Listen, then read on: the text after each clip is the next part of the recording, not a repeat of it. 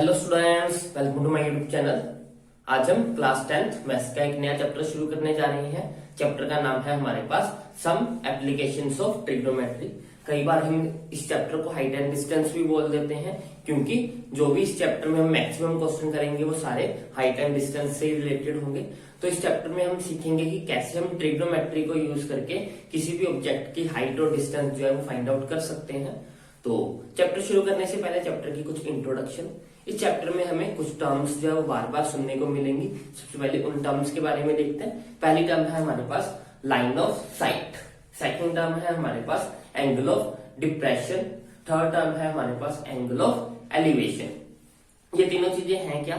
अगर सपोज मैं किसी बिल्डिंग को देख रहा हूं, मैंने कोई एक बिल्डिंग को, सपोज मैं यहाँ पे मेरी कोई बिल्डिंग है और मैं इस बिल्डिंग को यहाँ पे नीचे यहाँ बैठ के इसको देख रहा हूं, तो मेरी आंख से जो लाइन निकलेगी वो लाइन, और जो इसकी टॉप एज पे जाके मिलेगी, इसके टॉप एज पे जाके मिलेगी, उस लाइन को हम बोलेंगे लाइन ऑफ साइट।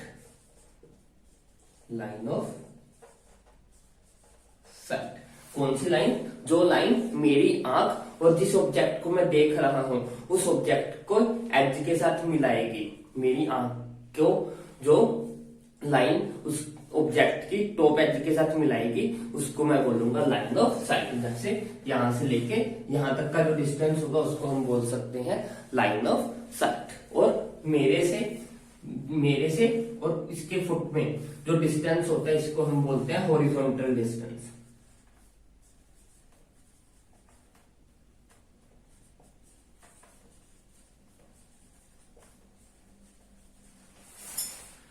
जहां पे मैं खड़ा हूं वहां से लेके और जहां पे बिल्डिंग का जो फुट है, जहां से बिल्डिंग शुरू हो रही है वहां तक का जो डिस्टेंस होता है उसको हम बोलते हैं हॉरिजॉन्टल।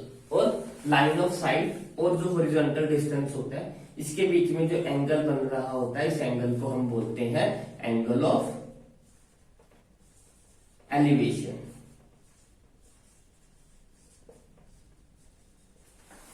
एंगल ऑफ एलिवेशन क्या है? लाइन ऑफ साइट और हॉरिजॉन्टल डिस्टेंस के बीच में बनता है, उस एंगल को हम बोलते हैं एंगल ऑफ एलिवेशन। तो इतना आया क्लियर? इतना समझ में आ गया होगा आपको। एंगल ऑफ एलिवेशन क्या है? वो एंगल जो लाइन ऑफ साइट और हॉरिजॉन्टल डिस्टेंस के बीच में बनता है। या फिर आप ये कह लो कि अगर ये एक राइट एंगल ट्रायंगल है, क्योंकि यहाँ पे तो ये बिल्डिंग तो सीधी होगी तो ये वाला एंगल 90 डिग्री का बनेगा। तो ये एक राइट एंगल ट्रायंगल है, जिस हिसाब से ये हमारा एच हो जाएगा, ये हमारा बी हो जाएगा, ये हमारा पी हो जाएगा। तो line of angle of elevation क्या है? हाइपोटेन्यूज और बेस के बीच का जो एंगल होता है उसको हम बोलते हैं एंगल ऑफ एलिवेशन। अब हम देखते हैं एंगल ऑफ डिप्रेशन क्या है।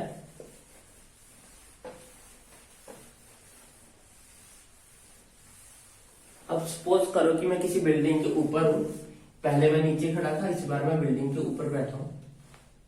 सपोज मैं यहां पे हूं, यहां से मैं यहाँ पे कोई कार जा रही है, यहाँ पे इस कार को मैं देख रहा हूं। यहाँ ऊपर से बैठ के इस कार को अगर मैं देखूं तो मेरी आंख को जो लाइन इसके साथ बोले मिलाएगी वो लाइन हमारी क्या बन जाएगी? वो लाइन मेरी बन जाएगी लाइन ऑफ साइट। इस बार एंगल ऑफ डिप्रेशन आएगा। एंगल ऑफ डिप्रेशन क्या होगा? जो मेरी जो एंगल यहां पे बनेगा, इस वाले एंगल को हम बोलेंगे एंगल ऑफ डिप्रेशन। जो एंगल यहां पे बनता है ये वाला एंगल, इसको हम बोलते हैं एंगल ऑफ एलिवेशन।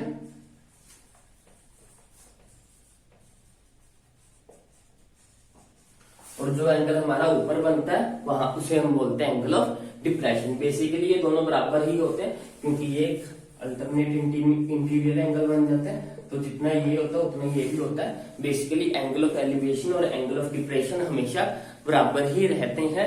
बट हमारी अंडरस्टैंडिंग के लिए पता होना चाहिए कि एंगल ऑफ एलिवेशन कब होगा?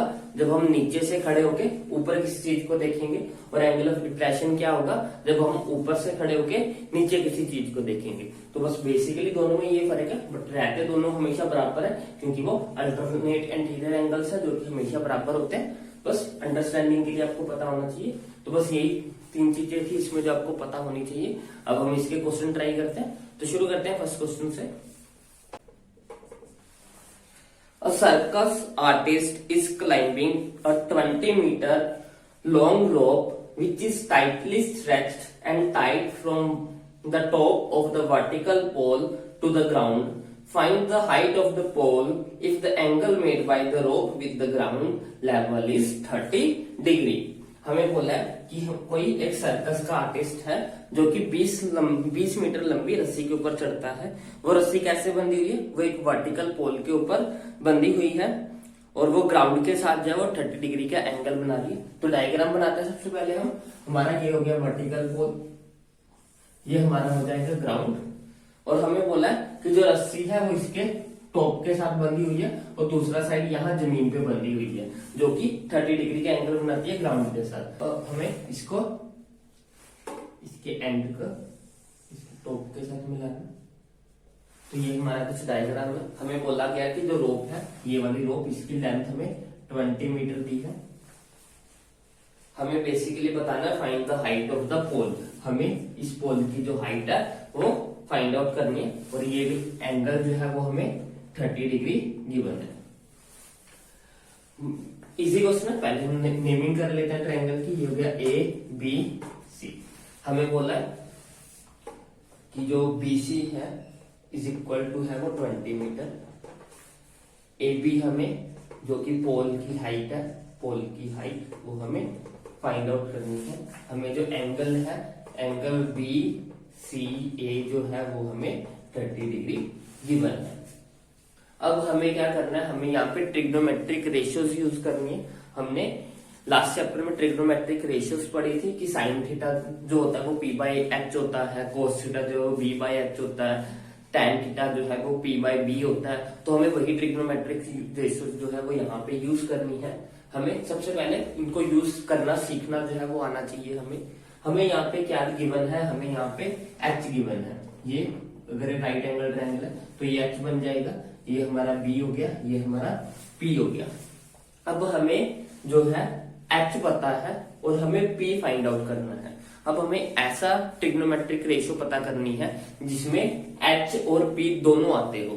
B वाला नहीं चाहिए हमें, क्योंकि हमें B नहीं फाइंड आउट करना है। हमें P फाइंड आउट करना है और हमें H फाइंड आउट करना है। तो हमें एक ऐसी ट्रिग्नोमेट्रिक रेशियो चाहिए जिसमें H भी आए और जिसमें P भी आए। तो देखते हैं वो क्या है। वो क्या क्या हो सकती है? या तो वो साइन थीटा हो सकता है।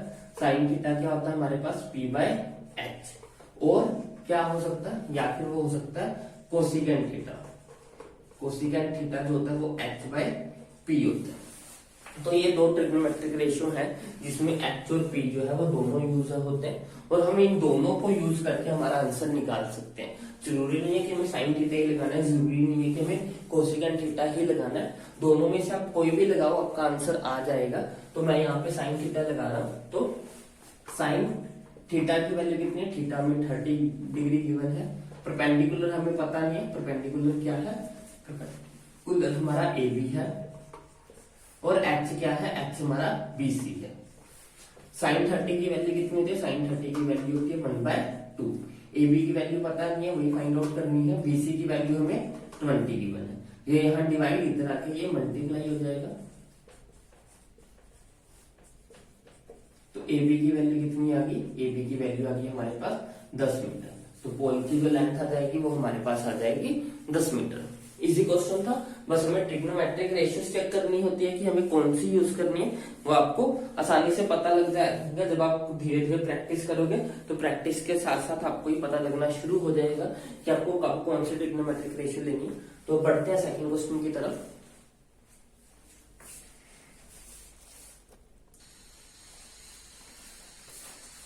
क्वेश्चन नंबर 2 है हमारे पास। A tree breaks due to storm and the broken part bends so that the top of the tree touches the ground, makes an angle 30 degree with it. The distance between the foot of the tree to the point where the top touches the ground is 8 meter. Find the height of the tree. हमें बोला है कि कोई एक पेड़ है जो कि तूफान में टूट गया। टूटने के बाद ऐसा हुआ है कि जो उसका टॉप था, जो पेड़ की टॉप पोजीशन थी, टूटने के बाद वो आके जमीन को टच करने लगी है। और वो जमीन को किस एंगल पे टच कर रही है? 30 डिग्री के एंगल पे। और हमें बोला कि जो डिस्टेंस है पेड़ के फुट से मीन्स की जहां पे पेड़ की जड़ है उस जड़ से लेके वो पॉइंट जो जमीन को टच करने लगा है उस पॉइंट के बीच का जो डिस्टेंस है वो हमें 8 मीटर दिया है। हमें जो है वो पेड़ की हाइट पता करनी है। तो पहले डायग्राम बनाते हैं। सपोज पहले ये पूरा पेड़ था, ये पूरा पेड़ था, ये कुछ इस तरह से टूटा कि ये टूटने के बाद बेंड हो गया, बेंड होके जमीन पे आ गया। मीन्स की सपोज कर लेते हैं कि वो यहां से टूट गया और यहां से ये वाला पार्ट आके ऊपर जमीन पे ऐसे टच करने लगा। ये ऊपर वाला पार्ट टूटा, ये ऊपर वाला पार्ट टूट के ऐसे नीचे बेंड कर गया। बस यही बोला उन्होंने कि एक पेड़ था जो कि तूफान में कुछ इस तरह से टूटा कि वो टूटने के बाद उसका जो टॉप है वो ग्राउंड के साथ टच करने लगा और उसने ग्राउंड के साथ कितने का एंगल बनाया, 30 डिग्री का। और उसके साथ हमें क्या बोला है, हमें बोला है कि जो ये पॉइंट है जो अब जमीन को टच करने लगा है, इस पॉइंट और इसकी जड़ों के बीच का जो डिस्टेंस है, इसकी ये वाला डिस्टेंस हमें 8 मीटर की बनता है। हमें क्या पता करना है, हमें ये पूरी पेड़ की हाइट पता करनी है। हमें ये पूरी हाइट पता करनी है। बेसिकली हमें क्या पता करना है, बेसिकली हमें पता करना है ये प्लस ये, क्योंकि ये चीज कहां से ही यही चीज है।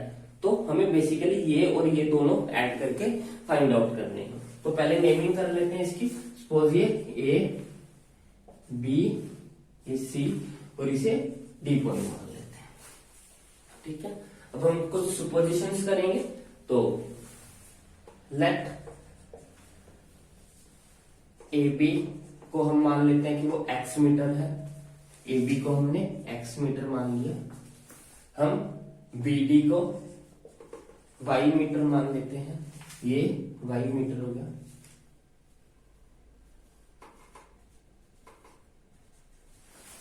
हमें जो है वो AC जो है वो 8 मीटर जो है वो गिवन है। AC जो है वो हमें 8 मीटर गिवन है। हमें एंगल गिवन है, कौन सा एंगल गिवन है, एंगल BCA जो है वो हमें 30 डिग्री गिवन है। अब हमें सबसे पहले क्या पता करना है, हमें ये x है और ये वाली हमने BD जो है वो y मानी। अगर ये y है तो ये वाला भी y ही होगा, तो ये मेरा y हो जाएगा। यहाँ पे इक्वल टू में डाल दो BC। ये BC और BD जो है वो दोनों y ही होंगे, क्योंकि ये ऊपर वाला y था और यही टूट के यहाँ पे भी आया, तो ये y है तो ये भी y होगा। अब हमें क्या पता है, हमें ऐसे ट्रिग्नोमेट्रिक रेशियोज यूज करनी है जिसमें b आता हो। ये नीचे वाला क्या आता है, नीचे वाला बेस है तो ये b हो जाएगा, ये क्या हो जाएगा, ये h हो जाएगा, ये मेरा p हो जाएगा। अब सबसे पहले मुझे ऐसी ट्रिग्नोमेट्रिक रेशियो यूज करनी है जिसमें b आता हो। अब कोस जो होता है वो b बाय h होता है, तो सबसे पहले मैं कोस लगा रहा हूँ। तो कोस थीटा क्या आ जाएगा, cos theta is equal to b अपॉन h। कोस ऑफ थीटा की वैल्यू कितनी है, 30 डिग्री। बेस कितना गिवन है, बेस हमें 8 गिवन है। h हमने कितना माना हुआ है, h हमने y मान लिया।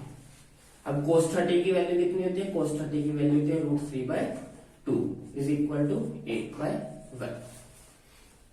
अब इनको क्रॉस मल्टीप्लाई कर लेते हैं। ये हो जाएगा हमारे पास √3y इज इक्वल टू 16। तो y कितना आ गया, 16 डिवाइडेड बाय √3। ये तो आ गया मेरा y। अब हम निकालते हैं x क्या है, x है मेरा p।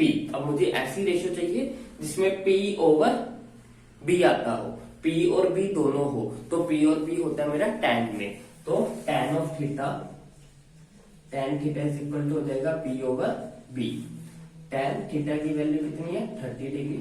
परपेंडिकुलर क्या है, परपेंडिकुलर मेरा x है और b कितना है, b मेरा 8 है। अब tan 30 की वैल्यू कितनी होती है, tan 30 की वैल्यू होती है 1/√3 इज इक्वल टू x/8। तो ये हो जाएगा मेरा 8 इज इक्वल टू √3x। तो x की वैल्यू आ गई हमारे पास 8/√3। अब हमें क्या फाइंड आउट करना है, हमें पूरी हाइट पता करनी, पूरी एडी पता करना है। एडी क्या हो जाएगा, एडी है हमारे पास AB प्लस BD।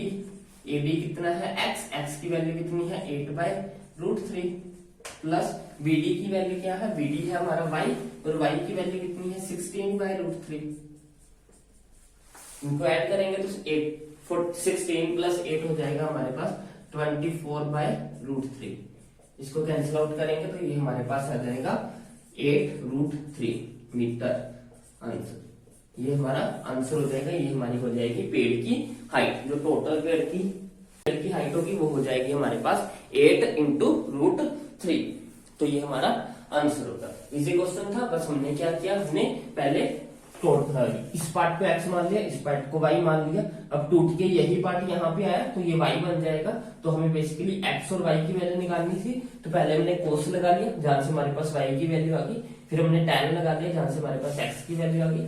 दोनों को ऐड किया तो हमारे पास हाइट ऑफ ट्री आ गया। तो बढ़ते हैं क्वेश्चन नंबर 3 की तरफ। क्वेश्चन नंबर 3 है हमारे पास, a contractor plans to install 2 slides for the children to play in park.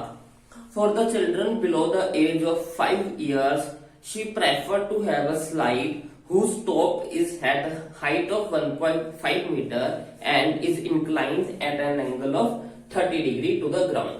Whereas for elder children, she wants to have a step slide at a height of 3 meter and inclined at an angle of 30 degree to the ground. What should be the length of the slide in each case? Question में बोला है कि कोई contractor है जो कि park में 2 तरह की स्लाइड लगाना चाहता है। एक छोटे बच्चों के लिए, 5 साल से छोटे बच्चों के लिए, एक 5 साल से बड़े बच्चों के लिए।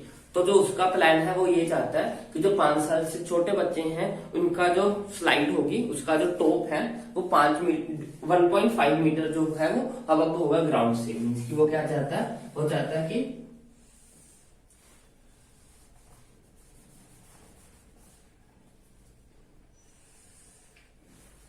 है कि ये वाली हाइट जो है ये 1.5 मीटर हो। मीन्स कि उसका जो टॉप है, जो स्लाइड की टॉप होगी वो ग्राउंड से 1.5 मीटर ऊंची हो और जो स्लाइड है वो ग्राउंड के साथ 30 डिग्री के एंगल बनाती हो।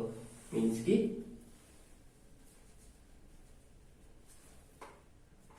ये एंगल जो है ये 30 डिग्री है, जो वो चाहता है कि ऐसा हो। और जो बड़ी स्लाइड है, जो बच्चों के लिए, 5 साल से बड़े बच्चों के लिए बनाना चाहता है, उसमें वो चाहता है कि जो इसकी ये हाइट है वो हमारे पास 3 मीटर की हो।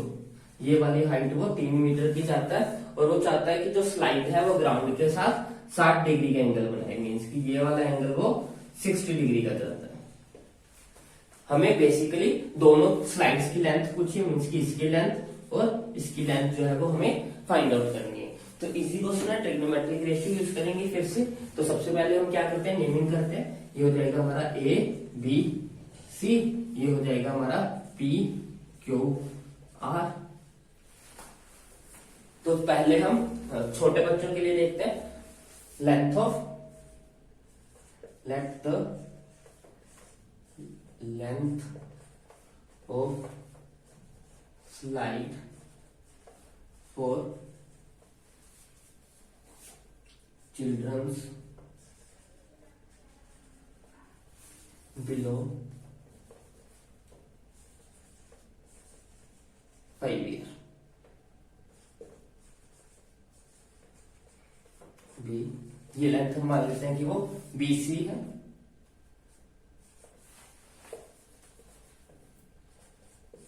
इसमें हमें जो AB है वो हमें 1.5 मीटर गिवन है। एंगल जो है BCA जो है वो हमें 30 डिग्री गिवन है। हमें क्या फाइंड आउट करना है, हमें बेसिकली H पता करना है। और हमारे पास है क्या, हमारे पास है P। तो हमें ऐसी रेशियो चाहिए जिसमें P और H दोनों आता हो। तो P ओवर H किस में आता है, साइन में, परपेंडिकुलर ओवर हाइपोटेनस। तो हम ये वही लगाएंगे, sine of theta is equal to P by H। Sine of theta कितना है हमारे पास 30 डिग्री, परपेंडिकुलर है हमारे पास 1.5, H की वैल्यू हमारे पास है BC जो कि हमें फाइंड आउट करनी है। साइन 30 होता है 2, 1/2, ये हो जाएगा 1/1.5 BC। क्रॉस मल्टीप्लाई करेंगे तो BC इज इक्वल टू आ जाएगा 3 मीटर। तो इस स्लाइड की लेंथ कितनी होगी, इस स्लाइड की लेंथ होगी हमारे पास 3 मीटर। अब हम देख लेते हैं कि जो दूसरी स्लाइड है, जो हमारे पास बड़े बच्चों के लिए स्लाइड है, उसके लिए क्या होगा।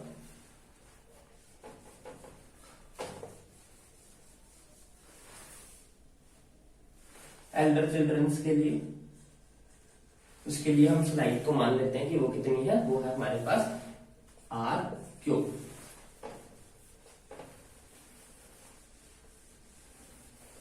इसमें हमें जो है वो पी क्यू की वैल्यू गिवन है 3 मीटर, और जो हमें एंगल दिया एंगल क्यू आर पी जो है वो हमें गिवन है 60 डिग्री का। हमें फिर से एच ही फाइंड आउट करना है, हमें पी जो है वो गिवन है, फिर से हम साइन थीटा लगाएंगे, sine theta is equal to p by h, sine of 60 degree, इस पर एंगल कितना है 60 डिग्री, परपेंडिकुलर हमें 3 दिया है, एच क्या है, एच हमारा आर क्यू हो जाएगा। साइन 60 की वैल्यू होती है √3/2 इज इक्वल टू 3/r3। इसको क्रॉस मल्टीप्लाई करेंगे तो हमारे पास हो जाएगा √3r3 is equal to 3 2 6, r3 की वैल्यू आ जाएगी हमारे पास 6/√3, मीन्स की ये हो जाएगा हमारे पास 2√3 मीटर। तो ये हाइट हो जाएगी हमारे पास स्लाइड जो कि बड़े बच्चों के लिए होगी। तो दोनों बच्चों के स्लाइड्स की हाइट आ गई, ये लेंथ आ गई, ये लेंथ हमारे पास 3 मीटर की है, ये हमारे पास 2 इंटू √3 जो है वो हमारे पास लेंथ आ जाएगी स्लाइड की। तो इजी क्वेश्चन था। आज के लिए बस इतना ही, बहुत जल्द मिलते हैं नेक्स्ट वीडियो लेक्चर के साथ। Bye bye, take care.